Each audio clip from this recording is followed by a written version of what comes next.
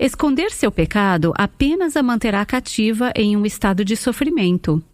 Andrea Griffith oferece orientação para encontrar a saída.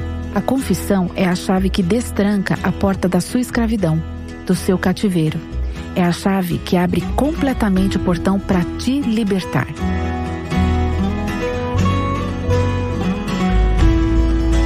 Este é o Aviva Nossos Corações, com Nancy DeMoss Wogemuth, na voz de Renata Santos.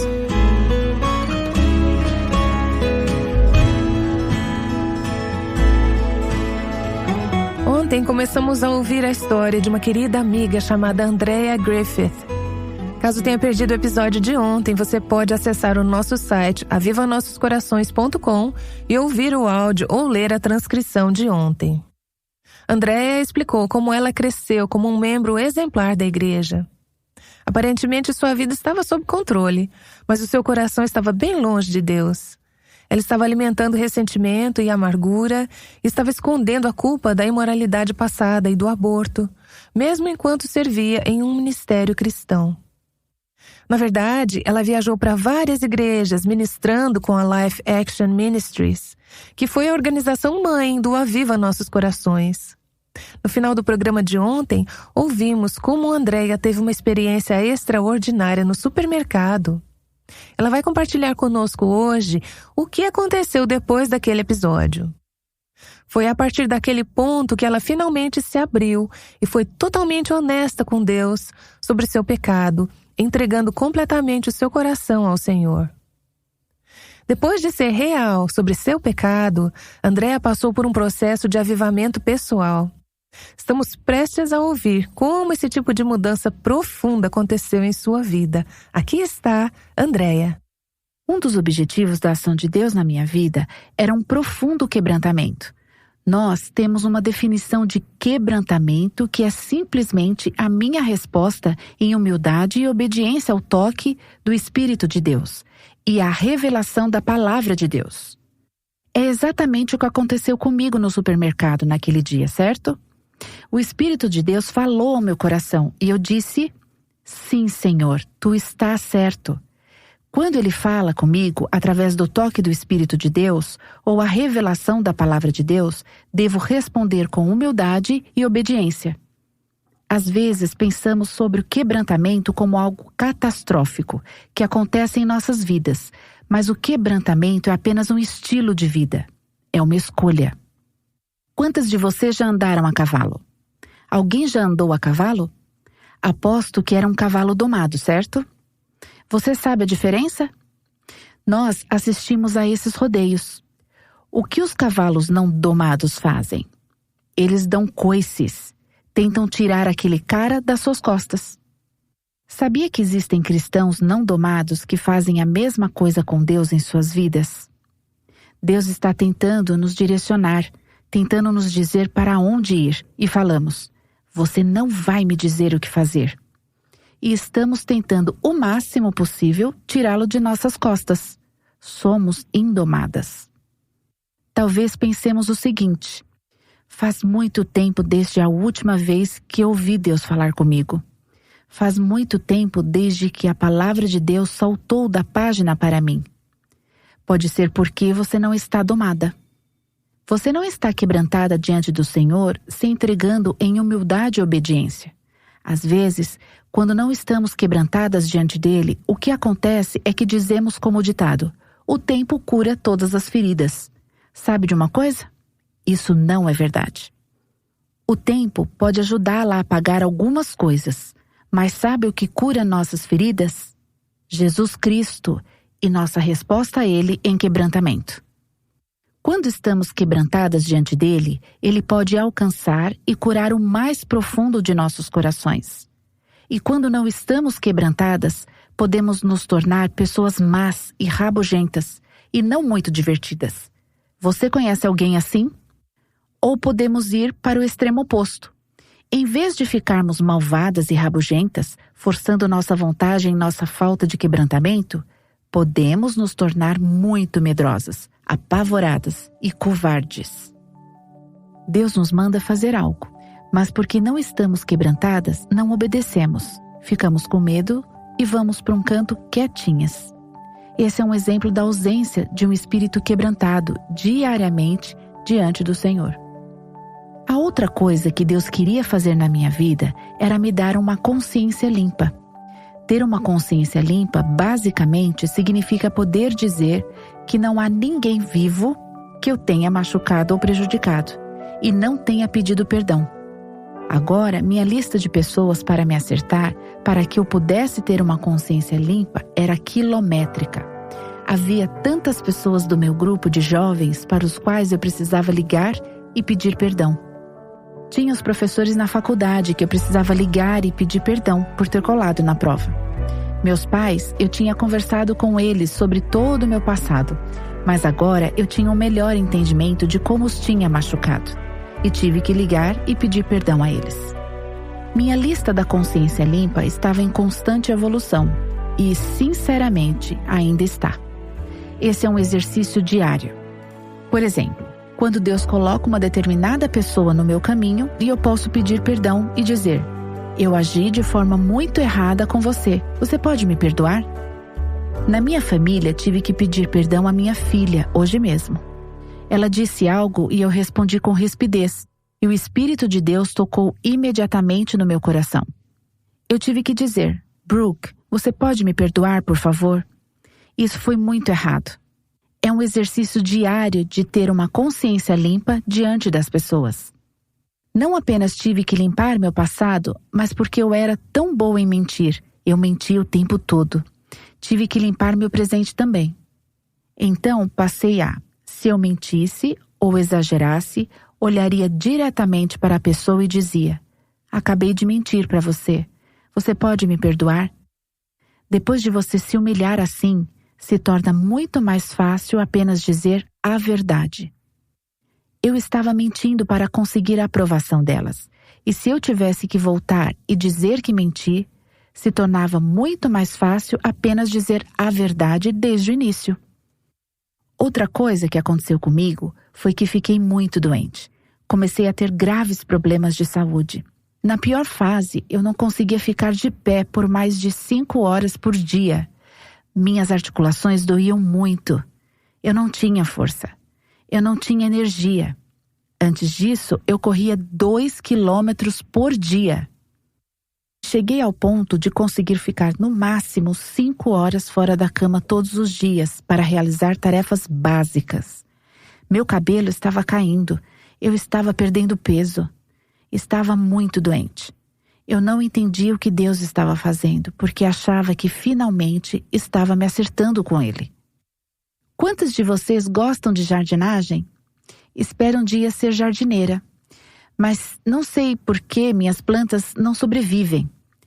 Mas se você gosta de jardinagem, talvez já tenha ouvido falar do termo chupão ou ramo dominante. Para aqueles que não têm ideia do que eu estou falando, deixe-me tentar demonstrar. Imagina uma planta no vaso. E a planta está crescendo. Tem uns pequenos galhos e tudo aparenta estar saudável. Bem, de repente um outro galho enorme começa a crescer, da base da planta, e tira todo o nutriente da planta principal. Chamamos esse galho de chupão, ou ramo dominante. Agora, vocês jardineiras, o que se faz com o chupão? Tem que ser cortado, certo? Quando o chupão é arrancado, o resto da planta pode crescer e ser saudável e obter os nutrientes de que precisa e dar os devidos frutos. Bem, eu tinha tantos ramos dominantes na minha vida que Deus simplesmente disse: Andréia, não vou permitir que você viva mais dessa maneira. Eu vou podá-los. Vou remover esses chupões do orgulho da sua vida. O único talento que eu tinha era cantar. Agora, eu levantava para cantar e não conseguia. Minha voz quebrava, ficava ruim, desafinada. Era horrível. Deus decidiu tirar isso de mim. Eu sempre quis ser o tipo de pessoa que, se você me desse uma tarefa, eu faria bem feita, de forma excepcional. Você não precisaria se preocupar em relação àquela tarefa. E agora, eu não consegui ficar de pé por mais de 5 horas no dia. Eu estava me sentindo terrível. Deus estava removendo os chupões da autossuficiência da minha vida e dizendo assim: eu não quero que você viva mais a autossuficiência, porque se você fizer isso, nada do que você fizer vai ter valor. Quero que você aprenda a depender de mim. Não foi um processo simples de jeito nenhum. E porque eu estava tão doente, a liderança decidiu que eu precisava voltar para casa. De ativa na equipe, passei a ser passiva. E eles estavam me dizendo que eu precisava voltar para casa. Mas o ministério era a minha bolha. O Ministério Life Action tinha sido meu porto seguro e minha casa era o meu lugar de fracasso. Então, estava aterrorizada com a ideia de voltar para casa. Mas eu continuava me encontrando com o Senhor de manhã. E Ele me deu alguns versículos que ainda são muito preciosos ao meu coração até hoje. Em Isaías 54, 4 e 5 diz: não temas. E eu estava aterrorizada nesse ponto de voltar para casa. Ele disse: não tenha medo. Você não sofrerá vergonha. Não tema o constrangimento, você não será humilhada. Você esquecerá a vergonha da sua juventude. E tudo o que eu podia ver era vergonha. Tentando limpar meu passado e meu presente, eu vestia a minha vergonha. Pois o seu Criador é o seu marido. O Senhor dos Exércitos é o seu nome. O Santo de Israel é seu Redentor. Ele é chamado o Deus de toda a terra. Eu literalmente perguntei a esse Deus de toda a terra se ele seria meu marido e se ele falaria comigo, me ensinaria e estaria intimamente envolvido no meu coração. Eu amo essa oração porque mesmo agora que tenho um marido e ele às vezes não consegue atender todas as minhas necessidades. Alguém se identifica? Às vezes, ele simplesmente não entende. Mas sabe de uma coisa? Deus nunca o fez para atender a todas as minhas necessidades. Não há homem no planeta. Deus não o projetou para isso. Deus é o único que pode atender às minhas necessidades. E se um dia o Paulo for para o Senhor antes de mim, meu Criador ainda será o meu marido. Você não concorda que aquele que nos fez sabe exatamente do que precisamos? Ele sabe o que você precisa. E a sua necessidade será diferente da minha. Nosso Criador é nosso marido. Ele é o único. E essas necessidades destinam-se a nos conduzir a Ele, não nos afastar dele. Mas essas necessidades destinam-se a nos conduzir a Ele, para que o nosso Criador, nosso marido, nosso Deus de toda a terra, possa atendê-las e possamos nos apaixonar mais por Ele. Nesse período, Deus começou a me dar apenas uma lista de padrões que Ele desejava para a minha vida. Eu vivia em Provérbios 7. Alguém sabe o que é Provérbios 7? É o provérbio da mulher leviana, da mulher imoral. E então, o que fiz foi escrever uma lista de todas as características da mulher leviana e como ela era. Depois fiz uma lista dos opostos dessas características. A segunda lista se tornou o meu objetivo. Foi incrível como eu passava meu dia e estava prestes a dizer algo para alguém e o Espírito Santo tocava meu coração e dizia: Andréia, a mulher leviana bajula. Não diga isso. Você vai estar bajulando. E eu dizia: ok, Senhor, não vou trilhar esse caminho. Mas usei as Escrituras para aconselhar minha vida e me mostrar como devo viver. Naquele momento, Ele me deu o versículo da minha vida, que é 2 Pedro 1:3.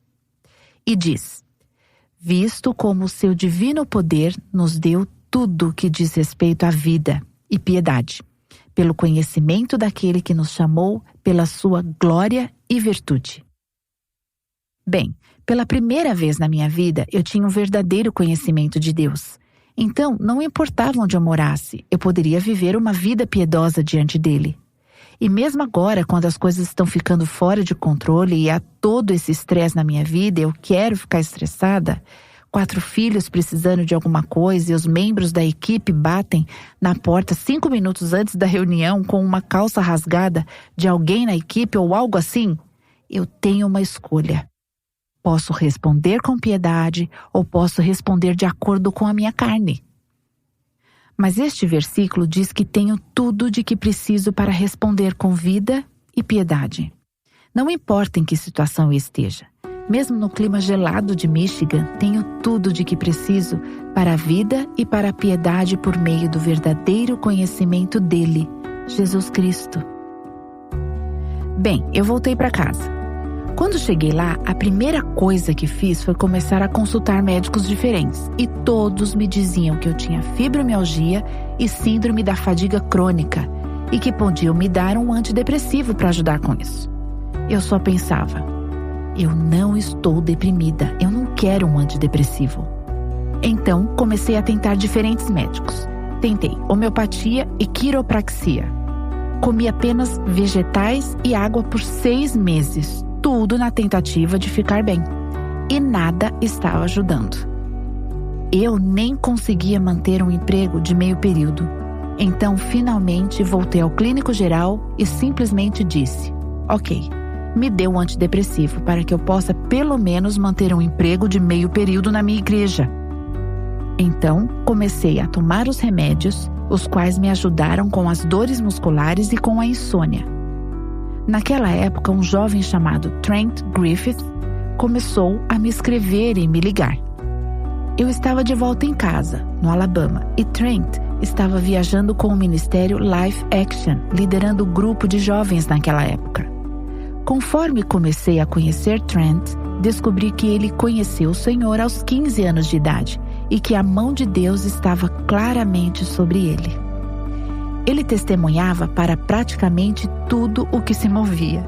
Vivia uma vida de pureza e conhecia a palavra de Deus. Seus 2 livros favoritos na Bíblia são Romanos e Provérbios. Seu amor pelas Escrituras era visível. Ele estudava a palavra profundamente e a sua vida era baseada nela. Ele conhecia a palavra muito bem. Eu brinco com ele que ele é como uma pequena concordância ambulante. Eu começo a citar o versículo e ele pode me dizer exatamente onde encontrá-lo. Eu sabia que não poderia dizer o mesmo sobre minha vida. Todas essas coisas que eram verdadeiras sobre a vida dele não eram verdadeiras sobre a minha. E à medida que começamos a nos conhecer e esse relacionamento parecia que tinha futuro, ambos sabíamos que havia algumas coisas que eu precisava contar a ele. E então, um dia, enquanto ele viajava com a equipe e eles estavam no Tennessee, dirigi até lá para estar com eles. Saímos uma noite depois de uma reunião e conversamos. Lembro-me de forçar as palavras para fora da minha boca enquanto lhe contava sobre o meu passado e as minhas falhas. Lembro-me de vê-lo completamente entristecido diante do meu pecado, e eu o vi chorar pelo pecado que eu tinha cometido. E novamente foi uma imagem para mim do coração do meu Pai Celestial e de como eu havia partido o coração de Deus com o meu pecado. E agora parti o coração do meu futuro marido. Ele me levou de volta à casa da minha amiga, onde eu estava hospedada. Ao entrar, minha amiga sabia o que eu precisava contar a ele. E ela disse: bem, como foi? E eu disse: eu não sei, mas fui obediente. Eu disse a ele: talvez eu nunca o veja de novo, mas eu fui obediente. Então, mais uma vez, eu simplesmente dormi como uma pedra naquela noite. E você pode estar pensando: por que você achou que precisava contar isso a ele? Veja bem, aquilo tudo estava no seu passado e aconteceu antes de você se converter. Aconteceu antes de você até mesmo conhecê-lo. Por que você achou que precisava contar a ele sobre o seu passado? Bem, a Bíblia é tão clara sobre essa palavra confissão. Acho que temos tanto medo disso. Temos tanto medo de confessar. Sabe qual é a verdade? A confissão é a chave que abre a porta da sua escravidão. do seu cativeiro. É a chave que abre o portão para te libertar. Vamos olhar para alguns versículos aqui. Primeiro, 1 João 1,7 diz: Se, porém, andarmos na luz, como Ele está na luz, mantemos comunhão uns com os outros, e o sangue de Jesus, seu Filho, nos purifica de todo o pecado. Se eu quisesse ter comunhão com meu futuro marido, a Bíblia chama isso de uma relação de uma só carne. Não deveria haver segredos entre nós. Ele precisava saber no que estava se metendo e que bagagem eu estava trazendo para esta relação de uma só carne. Este versículo é tão interessante porque fala sobre andar na luz, como Jesus está na luz. O que acontece quando fazemos isso? Temos comunhão uns com os outros. Se estou andando na luz, obedecendo ao Senhor, então tenho comunhão com você. E se estou andando em desobediência, não estou andando na luz. Você sabe o que isso impede? Isso impede a nossa comunhão com os nossos maridos, nossas famílias e, de forma mais ampla, na família de Deus. Agora, isso significa que você precisa ficar aqui e contar para todas as mulheres da sua igreja sobre seus fracassos passados? Não, não significa isso. Mas seu marido sabe? Você teve uma área em sua vida da qual nunca obteve vitória e nunca contou a ninguém? Você já se aproximou a uma mulher mais velha e temente a Deus e disse: Você pode me ajudar com isso, me guiar pela palavra nesse ponto onde estou falhando? A Bíblia diz que se confessarmos os nossos pecados uns aos outros e orarmos uns pelos outros, seremos curados. Isso é vida no corpo. Ir a uma mulher mais velha e temente a Deus, ir ao seu marido e contar para ele o que aconteceu em sua vida e sobre as necessidades mais profundas do seu coração. Entenda, quando você faz a sua confissão, você não conta detalhes, mas você confessa a profundidade do pecado. Você não conta todos os detalhes do seu pecado, mas você confessa a profundidade do seu pecado. Detalhes podem atrapalhar e acabar nos assombrando ou assombrando a pessoa com quem estamos compartilhando. Mas confessamos a profundidade do nosso pecado para que Deus possa curá-lo. Uma vez, depois de eu ter compartilhado meu testemunho em uma igreja, uma senhora veio falar comigo e disse: Andréia, estou no meu segundo casamento e meu segundo marido acha que o divórcio foi culpa do meu primeiro marido. E ela disse: Mas na verdade fui eu quem cometeu o adultério. Fui eu quem fui imoral. Ela tinha uma lista de coisas que ela tinha feito e o atual marido dela não tinha ideia. E ela disse: Estou aterrorizada de contar a ele, porque se eu fizer isso, vai acabar com o nosso casamento. Mas na verdade não era a confissão dela que prejudicaria o casamento, e sim o pecado dela. Era o que ela já tinha feito. Ela voltou para casa, confessou ao marido e depois me escreveu uma carta e disse: Nosso casamento nunca esteve tão forte. Você sabe o que ela fez? Ela acreditou na mentira de que se mantivesse aquilo encoberto, ficaria bem, mas se confessasse, acabaria com tudo. Olha este versículo em Provérbios 28:13. Quem esconde o seu pecado não prospera, mas quem os confessa e os abandona encontra misericórdia. Esta é uma promessa da palavra de Deus. Quando confessamos nossos pecados e o abandonamos, Deus derrama sua misericórdia em nossas vidas. E não precisa ser apenas coisas grandiosas. Isso é exatamente o que aconteceu comigo hoje de manhã com minha filha Brooke, quando eu gritei com ela. O que eu tive que fazer? Tive que confessar meu pecado e abandoná-lo.